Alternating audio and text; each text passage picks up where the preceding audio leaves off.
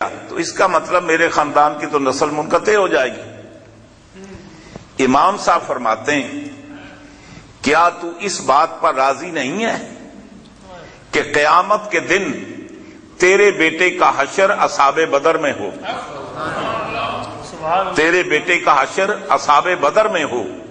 اور امام صاحب فرماتے ہیں کہ خروج و زید، حضرت امام زید کا ہشام بن عبد الملک کے خلاف نکلنا ایسا ہی ہے جیسے کہ سرکار جنگ بدر میں ابو جہل کے خلاف نکلے تھے، یہ مقام۔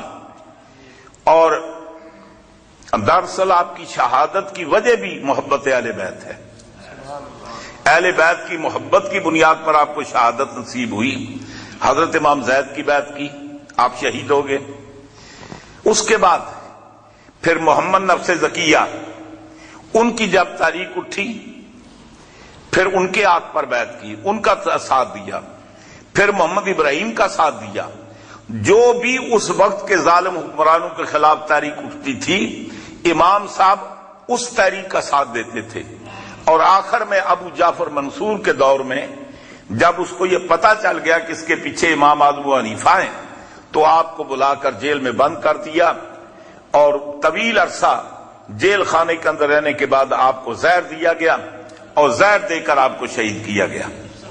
تو یہ امام اعظم ابو حنیفہ رضی اللہ تعالیٰ عنہ کی محبت اہل بیت اطہار کے جو ساتھ تھی۔ اور بلکہ آج ہی میں ایک کتاب کا مطالعہ کر رہا تھا، بلکہ ابو زورہ مصری نے کہا کہ امام صاحب کو نظریہ نا یعنی ہر چیز کبھی بھی ہوتی ہے حسن بھی ہوتی ہے، کبھی لذاتے ہی حسن لذاتے ہی۔ یہ جو امام صاحب کا نظریہ ہے یہ آپ نے حضرت امام زید سے حاصل کیا، یہ حضرت امام زید کا سب سے پہلے نظریہ تھا کہ ہر شے کے اندر اس کے اندر اب لذاتی حسن بھی ہوتا ہے اور لذاتی قباحت بھی ہوتی ہے۔ تو فرماتے ہیں کہ یہ جو فقہ حنفی کے اندر آپ کو اصطلاحات ملتی ہے فلاں حسن لذاتے ہی قبیح لذاتے ہی، یہ دراصل سیدنا حضرت امام زید کا فیضان ہے۔ اور حضرت امام زید وہ ہیں جن کے بارے میں حضرت امام جعفر صادق علیہ السلام فرماتے ہیں ہمارے خاندان میں امام زید جیسا عالم آج تک پیدا نہیں ہوا، پورے اقصی ارض میں حضرت امام زید کے پائے کا کوئی عالم نہیں ہے۔ اور وہ حضرت امام زید ہیں جب ہشام بن عبد الملک کے خلاف خروج کیا، 7,000 کی فوج تھی، جب میدان کارزار میں پہنچے تو ساتھیوں نے کہا آپ یہ بتائیں کہ آپ کا شیخین کے بارے میں کیا نظریہ ہے، سیدنا صدیق اکبر سیدنا فاروق اعظم رضی اللہ تعالیٰ عنہ کے بارے میں آپ کی کیا رائے ہے؟ آپ فرماتے ہیں میری رائے کیا ہو سکتی ہے، وہ میرے جد اعلیٰ کے ساتھی ہیں، جانثار ہیں، جن کی وفاؤں پر اعتماد جد اعلیٰ نے کیا۔ میرا تو نہ تو علم سرکار سے زیادہ ہے نہ میرا تجربہ زیادہ ہے، جن پر سرکار اعتماد کریں ان پر میں بے اعتمادی کیسے کر سکتا ہوں؟ تو کہنے لگے ٹھیک ہے پھر انہوں نے بلاؤ تے جنگی تھوڑی مدد کر سنا سی، السلام علیکم چلے۔ نتیجہ یہ ہوا کہ 7,000 میں 300 رہ گئے، 6,700 فارغ ہو گئے۔ اس وقت آپ نے یہ فرمایا تھا کہ ان شیعتی رفضونی، آج مجھے شیعوں میری جماعت نے میری پارٹی نے مجھے چھوڑ دیا، اور اس دن سے پھر اس فرقے کا نام رافضی پڑا ہے۔ یہ جو رفض کہتے ہیں نا، رفض کے معنی ہوتے ہیں چھوڑنے کے، ترک کرنے کے، تو اس دن سے ان کا نام رافضی پڑا ہے۔ تو حضرت امام زید جب 300 رہ گئے، آپ کے ایک ساتھی ہیں خالد، عرض کرتے ہیں حضور آپ جنگ کا تو کوئی ماحول نہیں رہا ہے، ہزاروں کی فوج 300 ہم کیا کر سکتے؟ تو فرمایا کہ میرے دادا جب کربلا میں گئے تھے تو مقابلے میں 28,000 تھے، وہ تو صرف 72 تھے، اور میرے ساتھ تو پھر بھی 300 ہے۔ تو انہوں نے کہا حضرت آپ ایسے کریں، اگر آپ شہید ہوگے تو تحریک ختم ہو جائے گی، آپ ایسے کریں کہ آپ تشریف لے جائیں، ہم ان کا مقابلہ کرتے ہیں، ہماری منزل شہادت ہے، ہم رائے حق کے لیے نکلتے ہیں، حق کے لیے، اگر زندہ ہیں تو حق کے لیے جان دیں گے، حق کے لیے۔ تو آپ تشریف لے جائیں. فرماتے ہیں کہ تیری وفا پر شک نہیں، تیری رائے بہت اچھی ہے لیکن میں اس پر عمل نہیں کر سکتا. پوچھا جا میری رائے اچھی ہے، میری وفا پر شک نہیں، پھر آپ عمل کیوں نہیں کر سکتے؟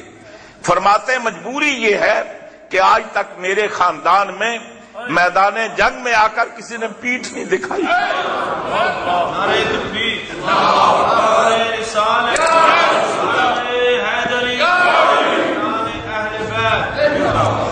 فرماتے ہیں میرے خاندان کی یہ ریت نہیں ہے، ہم میدان میں سر تو کٹا سکتے ہیں، میدان سے پیٹھ دے کر واپس نہیں جا سکتے. حضور مولا کائنات حضرت علی کرم اللہ وجہ الکریم سے کچھ دوستوں نے عرض کیا کہ حضور آپ بے دھڑک دشمنوں کی فوج میں چلے جاتے ہیں اور آپ کوئی ذرا کا پیچھے اہتمام نہیں کرتے، آگے اہتمام کرتے ہیں، پورے جسم پیچھے نہیں باندھتے. تو فرماتے ہیں بھائی پشت کی حفاظت وہ کرے نا کہ جس کو پشت دکھانے کا موقع ہو، میرا تو ارادہ ہی نہیں ہے. اور فرماتے ہیں پھر موت سے کیا ڈرنا ہے، میں تو موت سمجھتا ہوں یا میں موت پر جاؤں گا یا موت مجھ پر آئے گی. موت میری حفاظت کرتی ہے، جو میری محافظ ہے اس سے مجھے ڈرنے کی کیا بات ہے. اور ہر انسان کی زندگی کی حفاظت اس کی موت کرتی ہے، اس لیے کہ موت ایک لمحہ مقرر ہے، اس سے پہلے کبھی موت نہیں آ سکتی. آدمی لاکھ مرنے کی کوشش کرے، سب سے بڑی اس کی محافظ موت ہے جس سے آدمی ڈرتا ہے. جی آپ فرماتے ہیں موت تو میری محافظ ہے، مجھے موت سے ڈرنے کی کیا ضرورت ہے. تو حضرت امام اعظم ابو حنیفہ رضی اللہ تعالیٰ عنہ آپ کا یہ تعلق تو اہل بیت اطہار سے تھا. جہاں تک آپ کی فن حدیث کا تعلق ہے، امام صاحب کا جو اصول حدیث ہے وہ تمام محدثین سے سخت ہے. حضرت امام بخاری رضی اللہ تعالیٰ عنہ کے اپنے دستور ہیں. حضرت مقدمہ ابن ابی صلاح جو سب سے پہلے بزرگ ہیں کہ جنہوں نے فن حدیث کے اوپر کتاب لکھی، پہلے وہ ہیں کہ جنہوں نے حضرت امام بخاری رضی اللہ تعالیٰ عنہ کو فرمایا کہ امام فی الحدیث، اور اس میں کوئی شک نہیں. اس اللہ کی زمین پر مجموعی طور پر قرآن کے بعد اگر کوئی کتاب ہے جس کے اندر سب سے زیادہ صحیح حدیث ہیں وہ بخاری ہے، اس کے بعد مسلم ہے، اس کے بعد بہت سی حدیث ہیں.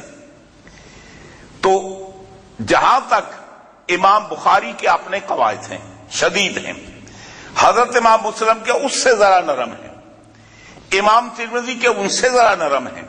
یہ بعد میں جو زمانہ دور ہوتا گیا ان کے جو شرائط ہیں ان کے اندر نرمی واقع کی گئی. سب سے شدید ترین جو شرائط ہیں وہ امام اعظم حنیفہ کے ہیں. امام بخاری وہ روایت قبول کرتے کہ جو کسی نے لکھ کر رکھی ہے، امام مسلم وہ روایت قبول کر لیتے جو کسی نے لکھ کر رکھی ہوئی ہے.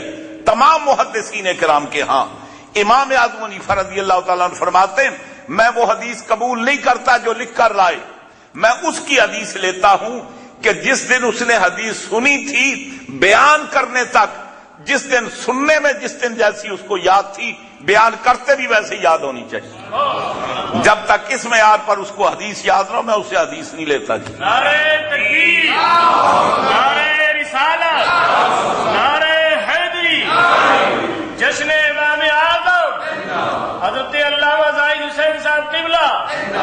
آپ کو 40,000 حدیثوں کے ذخیرے سے آپ نے احادیث جمع فرمائی. 15 آپ کی مسانید ہیں، مسانید امام ابو حنیفہ 15 آپ کی مسانید ہیں. کچھ چھپ چکی ہیں، کچھ کے مخطوطے پڑے اور دھڑا دھڑ چھپ رہی ہیں انشاءاللہ. اور یہ جو حضرت امام محمد کی کتاب ہے نا، یہ کتاب الاثار دراصل یہ امام صاحب کی کتاب ہے، یہ امام صاحب کی کتاب ہے.